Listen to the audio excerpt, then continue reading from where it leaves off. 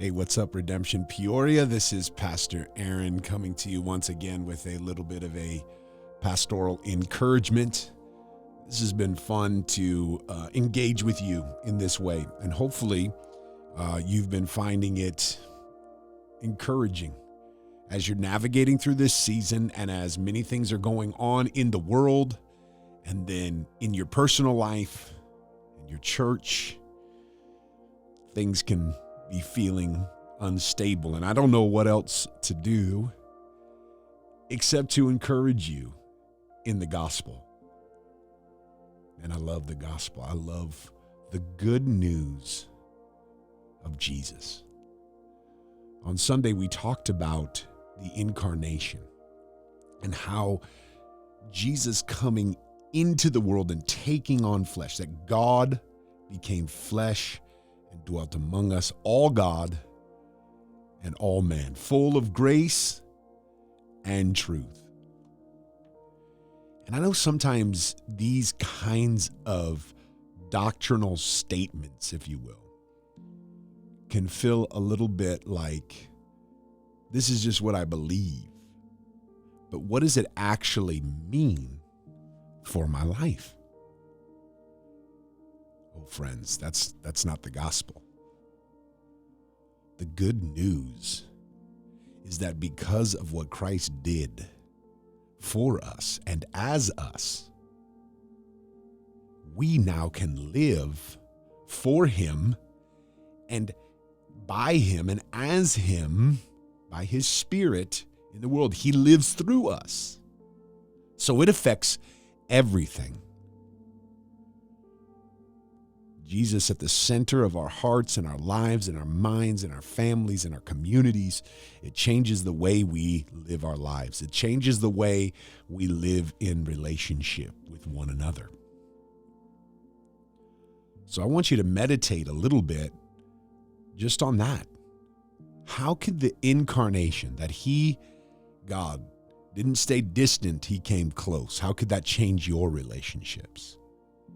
You can't do relationship from a distance. You've got to get close. That's why as you see people who are broken and hurting and in pain and suffering, we don't stand at a distance and go, well, he probably deserved. No, we move towards. We're the good Samaritan. We're not the Pharisee that just passes by. We move towards, we get close. That's why we can't just scream out laws. We're not moral teachers. Jesus didn't come preaching just a morality. He came to bring himself, to bring life. That's why we get close. We introduce them to the person of Jesus, and we serve and we care for. It affects the way we live in this time tremendously. The things about the kingdom that I want to encourage you in is you don't get the kingdom by just thinking deeper. Now, I'm not against thinking or even studying, but God has to take away the blindness from our eyes, and he's got to bring a revelation of it. And in order for us to really make space for that in our lives, we've got to make room for prayer, for meditation, like the psalmist, search me, know me, the whole part in my heart, know everything. We can't just be satisfied with making shallow statements and just saying, well, I'm living a good moral life.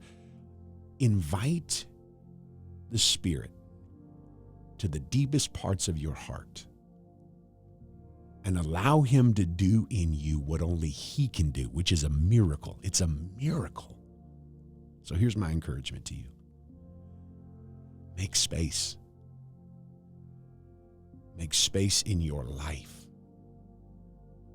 to be with him,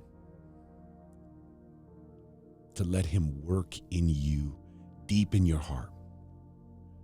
Bring yourself to him, your thoughts, your emotions, your actions, all of it. Bring it all to him, and then let him speak through his word, through his people, Spirit, let him speak to you, because he is a God who is speaking. Church, you're not alone because of the gospel. You're not alone. We have his very presence with us. Now let's position ourselves like we believe it, and make space to make ourselves aware of, to listen to abide in, and to ask him to help us navigate through these times.